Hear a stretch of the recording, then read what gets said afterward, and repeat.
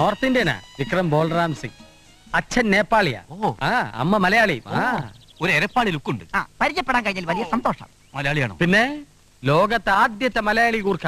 മലയാളം മാത്രമേ പറയൂ. കാരണം മറ്റു ഭാഷകൾ അറിയില്ല. നോർത്ത് ഇന്ത്യയിൽ എങ്ങനെയോ പിറന്ന് സൗത്ത് ഇന്ത്യയിൽ എങ്ങനെയോ വളർന്ന് എയർ ഇന്ത്യയിൽ എങ്ങനെയോ വന്ന കൂർക്ക. ഗൂർഖയാവുമ്പോ ഹിന്ദി പറയണ്ടേ? ഹിന്ദി അറിഞ്ഞെങ്കിൽ മാത്രമേ കൂർക്കക്ക് വീര്യം ഉണ്ടാവുമെന്ന് കരുതരുത്. ഇതുവരെ എന്റെ ജീവിതത്തിൽ കള്ളന്മാരുമായിട്ടേ എനിക്ക് ബന്ധമുണ്ടായിട്ടുള്ളൂ. സത്യമാണാ പറഞ്ഞത്. എനിക്ക് നിങ്ങൾ അധികാരവും അവകാശവും തന്നാൽ മാത്രമേ ഞാൻ ഇവിടെ നിൽക്കൂ. എന്തൊക്കെയാണാവോ വേണ്ടത്? ഏത് വീട്ടിലും ഏത് പാതിരക്കം കയറി ചെന്ന് പിടിക്കാനുള്ള അവകാശം എനിക്ക് തരണം. തരില്ലേ തരില്ലേ തരില്ലേ തരില്ലേ? പിന്നെ ഞാൻ കയറി പിടിച്ചാൽ ചോദ്യം ചെയ്യാനോ തടയാനോ പാടില്ല. അവന്റെ മുന്നിൽ തന്നെ നിൽക്കാതെ മാറി നിൽക്ക്. അയാൾ കള്ളനെ പിടിക്കുന്ന കാര്യമോ പറഞ്ഞു. അല്ലാതെ അത് ശരി. എനിക്ക് തനിക്ക് പൂർണ്ണ സ്വാതന്ത്ര്യം തന്നിരിക്കുന്നു. ഈ കോളനിയിൽ ഒരു പേരും കള്ളിയുണ്ട്. അവളെ ഒന്ന് പിടിച്ചെന്നാ മതി. അങ്ങനെ ഈ കോളനിയിൽ ആദ്യമായി ഒരു ഗൂർഖയെ നിയമിച്ചത് എന്റെ പ്രിയപുത്രി ഗാഥയാണ്. നിർത്ത്. ഈ കോളനിയിലെ സെക്രട്ടറി എന്ന നിലയിൽ എന്റെ ഭാര്യ അറിയാതെ ഒരു ഗൂർഖയെ ഇവിടെ നിയമിക്കാൻ പറ്റില്ല. ഞങ്ങൾ ഭൂരിപക്ഷ അഭിപ്രായത്തെ മാനിച്ചാണ് നിയമിച്ചത്. ഗൂർഖയൊക്കെ ഇപ്പൊ ഔട്ട് ഓഫ് ഫാഷനാ. ആർക്കോട്ട് പേടിയില്ല. ഈ കോളനിയോടുള്ള എന്റെ പ്രത്യേക പരിഗണന വെച്ച് നാളെ ഞാനൊരു സെക്യൂരിറ്റി ഓഫീസറെ വരുത്താൻ പോകുന്നു.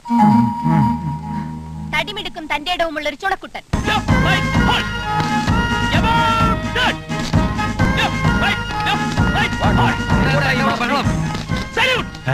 അയ്യേ, ഇതാ ചെങ്കൽച്ചേരിയിലെ ചന്ദ്രപ്പനല്ലേ? അതെ, ചെങ്കൽച്ചേരി ചന്ദ്രപ്പൻ തന്നെ. ലയൺ സെക്യൂരിറ്റി സർവീസിലെ സ്റ്റാഫ്. എന്റെ പാർട്ട് ടൈം ജോബ്. കള്ളനെ തന്നെ കോളനിയുടെ താക്കോൽ ഏൽപ്പിക്കണോ? ഞാൻ പറയുന്നു ഈ ഗൂർഖയേക്കാൾ ശക്തി ഈ സെക്യൂരിറ്റിക്കാണെന്ന്. അത് ഇടിച്ച് തെറിപ്പിച്ചപ്പോഴേ മനസ്സിലായി. ഞാൻ പറയുന്നു ഈ സെക്യൂരിറ്റിയേക്കാൾ എന്റെ ഗൂർഖയ്ക്കാണ് ശക്തി കൂടുതൽ. വേണമെങ്കിൽ പരീക്ഷിക്കാം. ഞാൻ തയ്യാർ. ഒരു പരീക്ഷണത്തിന് ഗൂർഖകൾ തയ്യാറല്ല. ഞാൻ വെല്ലുവിളിക്കുന്നു. എന്റെ മാനം കളയാതെ നീ വെല്ലുവിളി നേരിട്ട്. ഞാൻ ഇതൊക്കെ വലിച്ചു പറിച്ച് കളയും. ഒന്നും വലിച്ചു പറിക്കണ്ട. ശരീരത്തിൽ തൊട്ടുള്ള കളി ഞാൻ ഒഴിവാക്കി തരാം. ഒരു നമ്പർ ഞാൻ ഇറക്കാം. നീ വാ ഫ്രണ്ട്സ്. തൽക്കാലം ഒരു തുറന്ന യുദ്ധം വേണ്ട. അഭ്യാസ പ്രകടനങ്ങൾ മാത്രം മതി. ഒരു കള്ളം വന്നാൽ അവൻ എങ്ങനെ നേരിടും എന്ന് ഞാൻ കാണിച്ചു തരാം.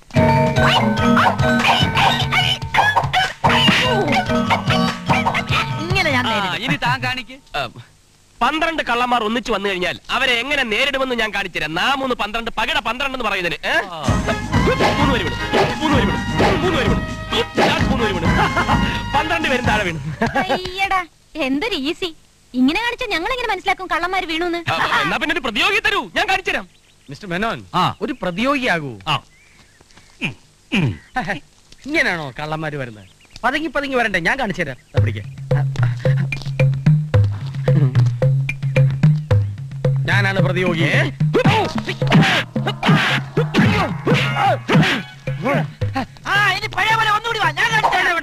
രണ്ടുപേരും തുല്യ ശക്തി ഉള്ളവർ തന്നെ. ഓ സ്വീറ്റി, അവൻ കേറ്റി. കാണാം. കാണേണ്ടി വരും.